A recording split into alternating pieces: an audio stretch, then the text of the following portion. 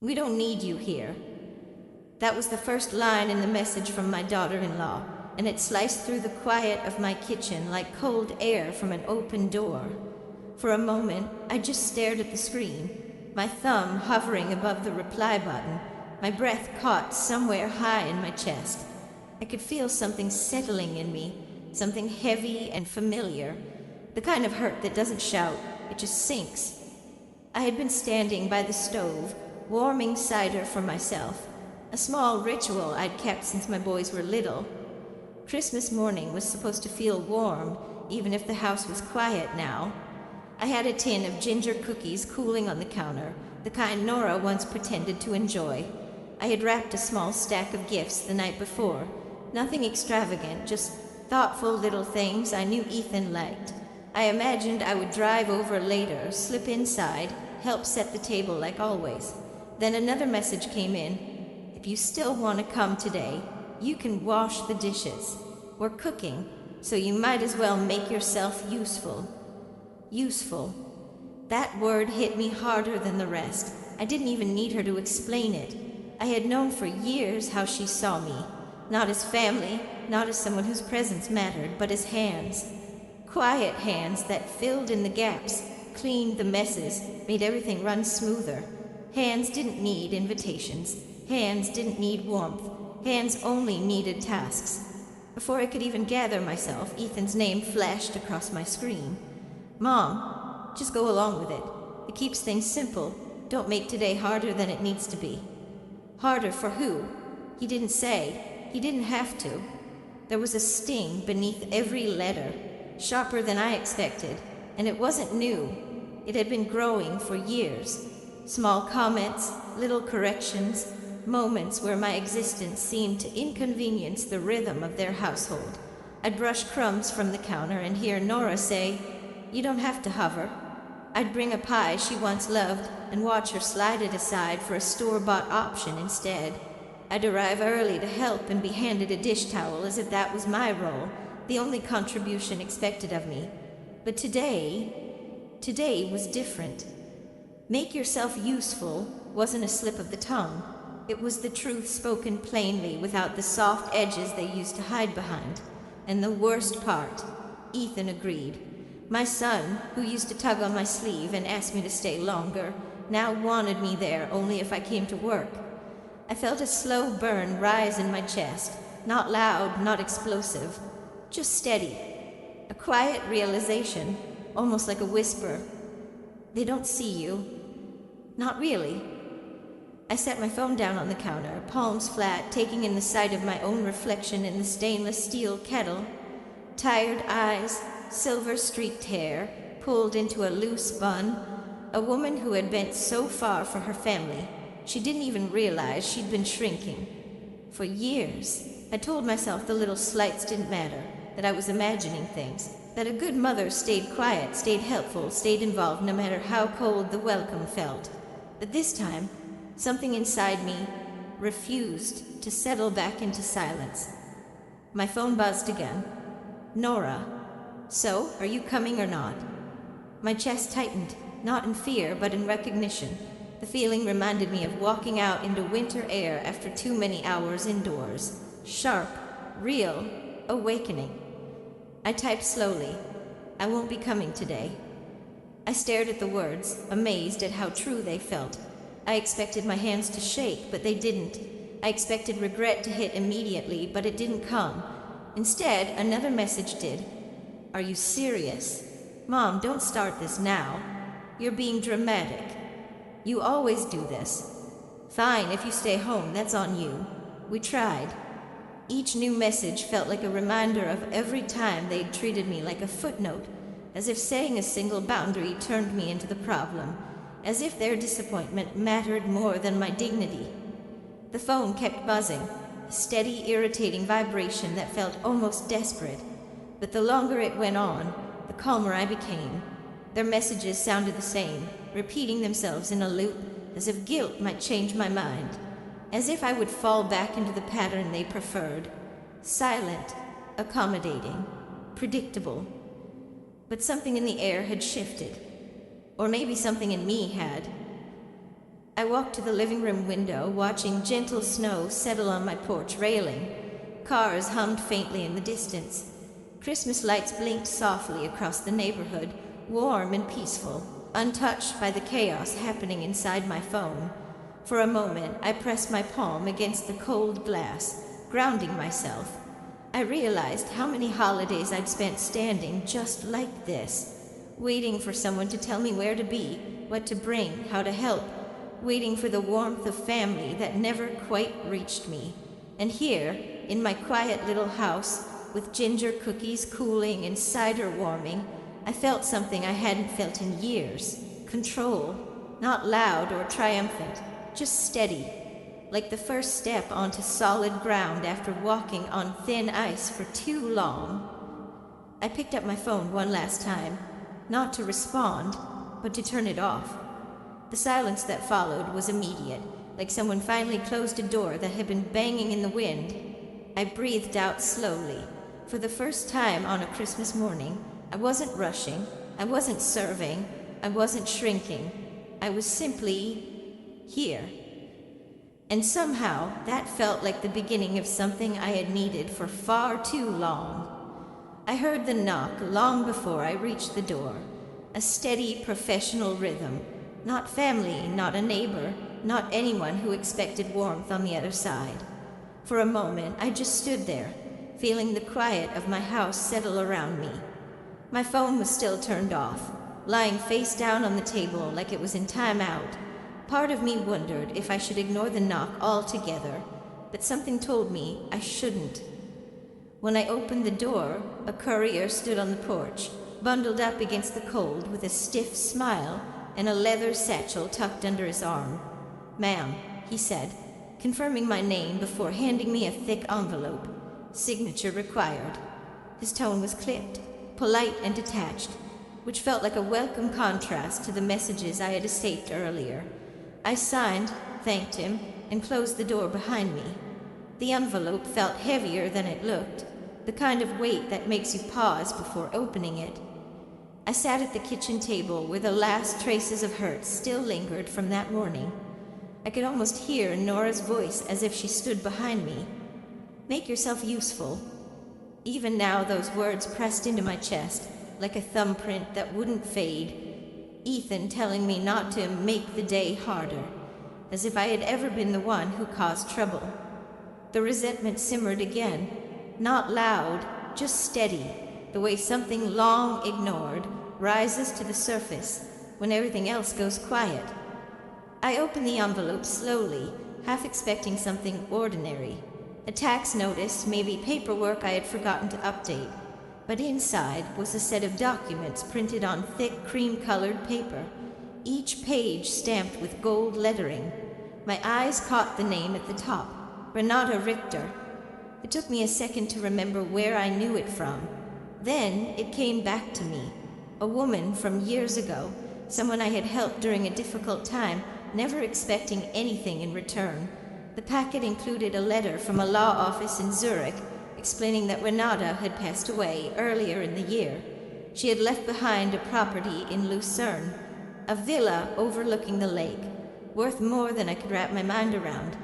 And she had chosen me as her beneficiary, not just the villa, a monthly trust as well, for life. I pressed my fingertips against the edge of the table because the room suddenly didn't feel steady.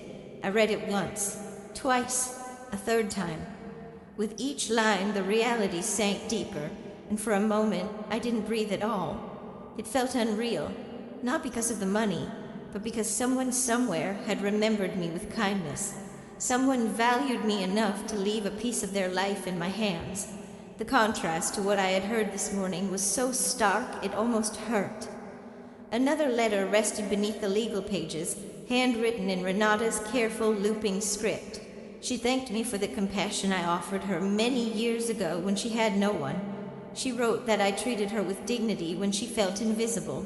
She wrote that she hoped the villa would become a place where I could finally rest and live without fear of being pushed aside. I felt warmth rise in my chest, not tears exactly, but something close, a softness I had forgotten. Then my phone buzzed sharply from the counter. I had turned it on without realizing it.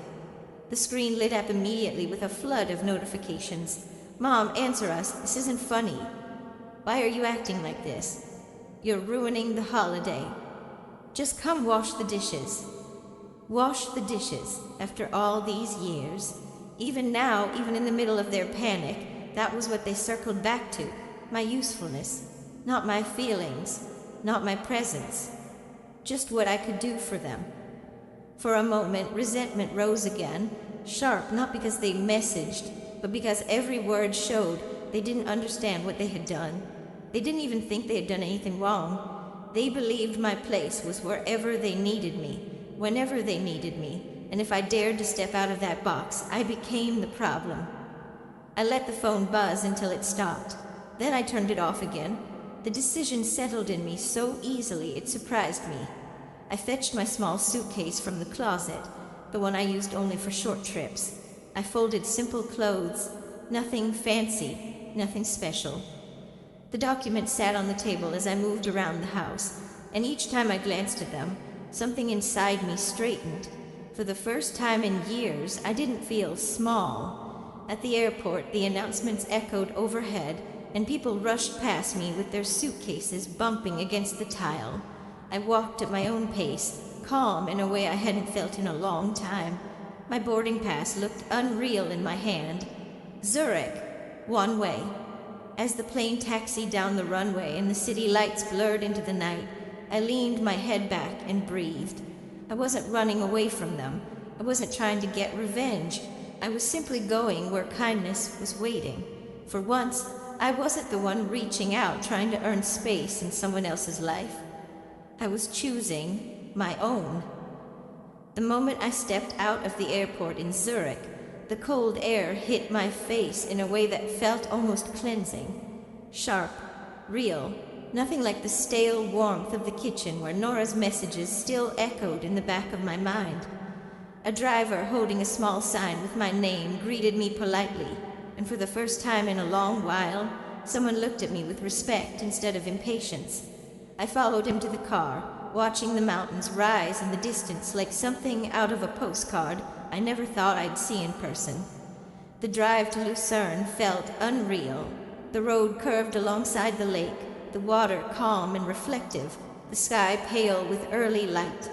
I kept looking out the window, afraid I would blink and wake up back in my house with my phone buzzing, reminding me to help with chores no one else wanted to do. A strange mix of relief and resentment stirred in me. Relief that I was far away from the familiar hurt, yet resentment that I had spent so many years believing that was all I deserved. When we reached the villa, I just stood there for a moment. The house wasn't flashy, it wasn't loud or overwhelming. It was elegant, warm, and welcoming, everything I had never been allowed to feel in my own family in recent years. Ingrid, the housekeeper, stepped outside to greet me. Her smile was gentle, and her voice carried a warmth I felt instantly. "Welcome home," she said. Home. The word caught me off guard. I wasn't used to hearing it without conditions attached. Inside, the air smelled faintly of pine and citrus. The floors gleamed softly, and sunlight poured through wide windows that overlooked the lake. It felt like stepping into a life I didn't know I was allowed to have. Klaus, the estate manager, joined us quietly, offering a handshake and a respectful nod. Both of them seemed to know who I was. Not as someone who washed dishes in exchange for a seat at the table, but as someone who mattered. They showed me to a study filled with letters and journals Renata had written over the years. She had prepared everything long before her passing. There were instructions, memories, and notes addressed specifically to me. One letter lay on the desk, waiting. I opened it with careful hands. "My dear, you spend so much of your life giving," she wrote. "This time, receive. Live loudly. Stop living small. Be magnificent." For a moment, I couldn't breathe. I had never heard words like that from anyone. Not from Ethan, not from Nora, especially not from Nora, whose every instruction made me feel smaller, invisible. My chest tightened as I remembered the mornings I spent helping them clean up after their parties, The holidays where I arrived early and left last, the subtle looks Nora gave me whenever I tried to join a conversation. It was always clear I was welcome to work, but rarely welcome to belong. I traced my fingers over Renata's handwriting and felt something shift inside me. Something long dormant. Something that made my shoulders straighten. But my phone wasn't done with me. When I powered it on, it vibrated nonstop. Dozens of messages, missed calls, voice recordings. Mom, why would you leave? You're being unfair. You made today so awkward. Nora is upset. You owe her an apology. Where are you? Each word piled onto the old hurt, pushing hard against that place where resentment lived. They didn't ask if I was okay. They didn't say they missed me. They didn't even acknowledge their part in any of it. They were upset because I hadn't played my role. I sat on the edge of the bed, reading message after message, and for a moment my hands went cold. It reminded me of something I had buried decades ago. The day my own father told me I shouldn't expect much from life. Don't act like you deserve anything special, he had said when I told him I wanted to travel someday. The same message, spoken in different voices. Nora's version was prettier, wrapped in modern politeness, but it meant the same thing. Don't dream, don't hope, don't ask for more. I could have responded. I could have told them what they did wrong, listed every moment they made me feel small, but I chose silence, not out of fear, but out of clarity. Sometimes silence is the only thing that shows you finally learned your worth. I placed the phone face down and left it that way. Ingrid appeared a few minutes later with a camera, an old Leica wrapped in soft cloth. Renata wanted you to have this, she said. She used it to capture the moments that mattered to her. I held the camera with both hands. It felt warm, almost alive. I stepped out onto the balcony, lifted it, and snapped a picture of the lake. The click echoed softly in the cold air. And something strange happened. I posted the picture online, something I rarely did. Within minutes, people responded. Old friends, distant relatives, even strangers who simply found the view beautiful. They wrote things like, "This is stunning," and "Where are you?" and "You look peaceful." For the first time in years, people saw me, not for what I could do, but simply for who I was. I stayed on the balcony until the sun dipped behind the mountains. The sky turned a soft blue, and the air smelled clean, untouched. Down below, the lake reflected the fading light. I wasn't sure what tomorrow would bring. I didn't know how Ethan would react when he realized I wasn't coming home anytime soon. But standing there, wrapped in quiet, I knew this much. For the first time in my life, I wasn't living small. I wasn't waiting to be included. I wasn't trying to earn love by becoming useful. I was finally choosing myself. The call started early in the morning, long before the sun reached the balcony outside my room. I let the phone ring the first few times, hoping the sound would stop on its own. It didn't. Nora's voice came through first, sharp and controlled, the way she always sounded when she was trying to hide irritation under politeness.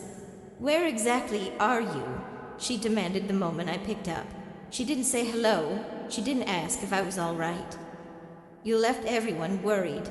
Ethan can't focus. The kids are confused. You should have told us before disappearing."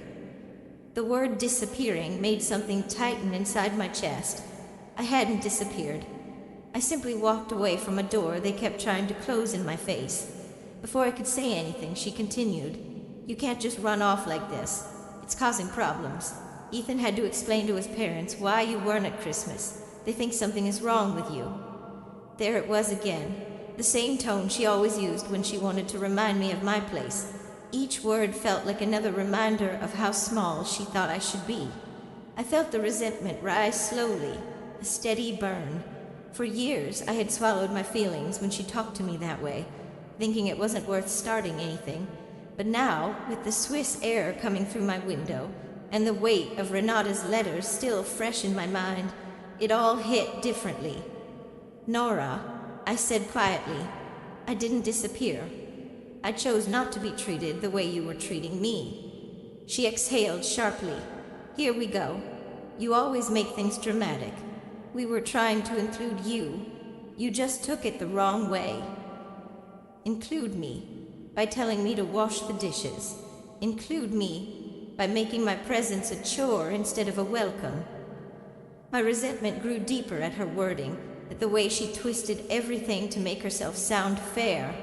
It reminded me of all the times she brushed off my hurt with a joke or a sigh, when she told me I was too sensitive, when she corrected how I folded towels, when she told Ethan I was set in my ways, when she acted as if I were a guest in the family I helped raise.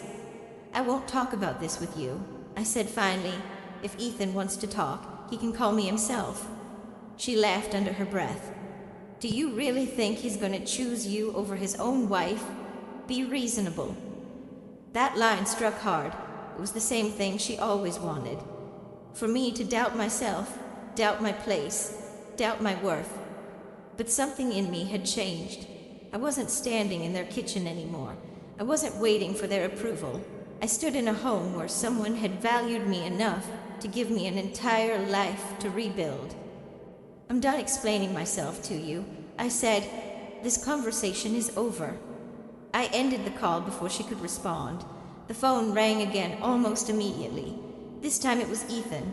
His voice was shaken, not angry, more confused than anything. Mom, what's going on? He asked.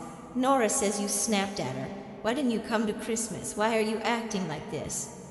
Every question was framed as if the problem started with me, as if years of being treated like background noise didn't matter, as if I had changed out of nowhere. The resentment hit again, sharp and steady. You never asked how I felt when she spoke to me, I said. Not once. You only react when she feels upset. He went quiet. I could hear him breathing, the hesitation, the gears turning. He didn't defend her immediately. That was new. But when he spoke, he shifted the blame again. I just want things to go back to normal, he said.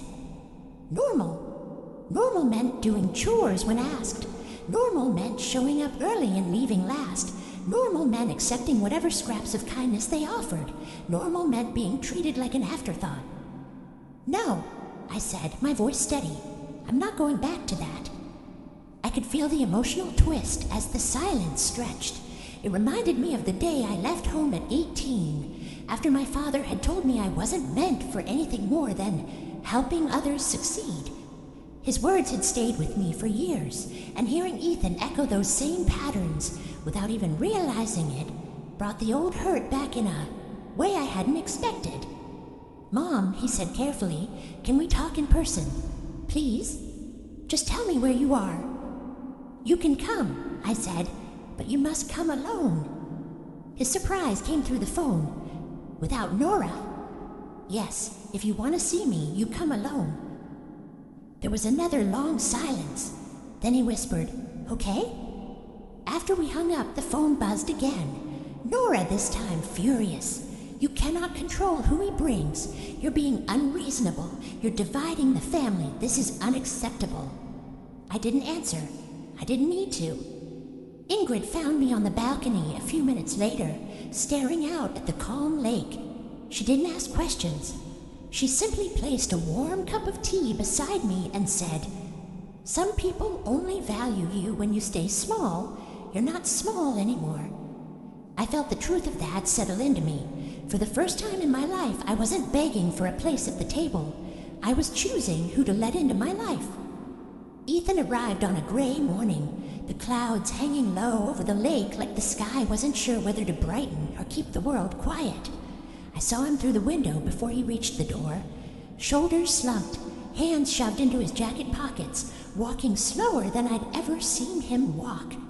For a moment, I just watched him, trying to understand how the same boy who once clung to my hand at every school entrance had become a man who let someone else decide how I should be treated. When I opened the door, he looked up with tired eyes. Mom, he said softly, almost afraid of the sound of his own voice. There was no Nora behind him, no shadow of her influence, just Ethan, older, humbled, and unsure. A part of me wanted to hug him right away, but the memory of every message he'd sent under Nora's tone of authority pulled at me. It reminded me why I had pulled away in the first place. He stepped inside, glancing around at the villa as though he wasn't sure he was allowed to be there. "This place is beautiful," he whispered. "It is," I answered. "Sit, Ethan. We need to talk." He followed me to the living room, taking a seat on the edge of the couch like a guest instead of a son. The distance between us felt heavy. I let the silence stretch long enough for the truth to settle. Finally, he spoke. "Nora is angry. She says you're trying to break our family apart. She thinks you're punishing us." The resentment I thought I had left behind flickered again. Punishing them? After everything they had said, after the way they reduced me to chores and errands, after telling me I had made Christmas harder by refusing to work. I steadied myself before answering. "Ethan, you let her talk to me in ways you never should have. I wasn't family to her. I was someone she expected to work without question." He closed his eyes and pressed his hands together. "I know," he said, voice cracking a little. "And I'm sorry, I didn't see it at first. But when she found out I came alone, she yelled for an hour. She told me I should have stayed home, that I should have chosen her." "And what did you say?" He looked up at me, guilt heavy in his expression. "I said I wasn't choosing anyone. I just needed to understand you, Mom. I needed to see you. I should have done that sooner." His words knocked the breath out of me. For so long, I'd waited for him to look past Nora's voice, past the dynamic she controlled, and finally see the quiet ways I'd been pushed aside. Hearing him admit it now brought an ache to my chest I didn't expect. Not anger this time, but the sting of too many years lost. I took a slow breath. "Ethan, I'm not angry that you married her. I'm angry that you let her shape the way you treated me. She spoke to me like I was someone who needed instructions, not respect, and you let it happen." He nodded, tears gathering in his eyes. Seeing him emotional didn't erase the hurt, but it softened the corners of it. This man in front of me wasn't the voice behind those messages. He was the boy I raised, struggling to untangle himself from someone else's influence. "I want a relationship with you," I said firmly, "but it has to be on clear terms." He leaned forward, waiting. I held up 3 fingers. "First, you don't speak for me. You don't explain what I meant or what I feel. I'll say my own words." He nodded. "Second, you don't allow anyone, not even your wife, to speak to me like I'm beneath them. If she can't be respectful, she doesn't get access to me." He swallowed hard but agreed. "And third, you're honest, not just when it's easy, when it's hard too." He took a long breath, wiped his eyes, and said, "I can do that. I want to do that. I'm sorry, Mom. Truly." I didn't rush to forgive him. Instead, I reached out and placed my hand over his. "We can start again," I said. "Slowly." For the first time in years, he smiled without tension in his eyes. We moved to the kitchen where Ingrid had set out tea and bread. The 3 of us sat at the table, and Ethan told stories about his childhood, ones I thought he'd forgotten. He laughed softly at memories of simpler days, running through sprinklers, school projects, nights he fell asleep on my shoulder watching movies. For a while, it felt like time had folded back on itself. When his phone buzzed, he looked down, saw Nora's name, and turned it off without hesitation. That small gesture, so simple, so quiet, meant more to me than any apology he could give. We stood together on the balcony afterward, the lake spreading out in front of us like a promise of something new. Ethan leaned on the railing and whispered, "I don't know what happens next, but I want us to be all right." "We will be," I said. He stayed until the afternoon, and when he hugged me goodbye, it wasn't rushed or distracted. It was full, real, the kind of embrace I hadn't felt from him in years. After he left, the villa was quiet again, peaceful. I walked into Renata's study, opened the window, and let the cool air in. The lake shimmered as if someone ran a gentle brush across the surface. I stood there a long time, letting the stillness settle in my bones. If you're listening to this, remember something important. It's never too late to choose yourself. And sometimes, the moment you finally do, the world opens in ways you never expected.